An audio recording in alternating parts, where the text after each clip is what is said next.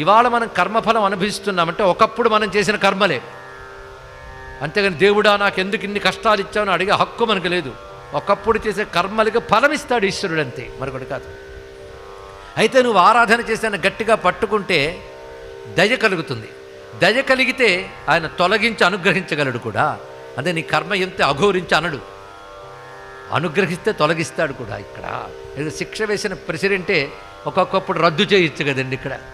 ఎందుకంటే వాడు good conduct అంతా బాగున్నది, శిక్షాకాలంలో బాగా ఉన్నాడు కనుక శిక్ష రద్దు చేస్తానంటాడే లేదా సరిగ్గా ప్రవర్తిస్తే. అలాగే పాపఫలంగా దుఃఖాలు అనుభవించవలసి వచ్చినా మనం ఈ జీవితంలో ధర్మబద్ధంగా జీవిస్తూ ఈశ్వరుణ్ణి ఆరాధన చేస్తే ఆయన తప్పకుండా క్షమించి అనుగ్రహిస్తాడు, అందులో సందేహం లేదు.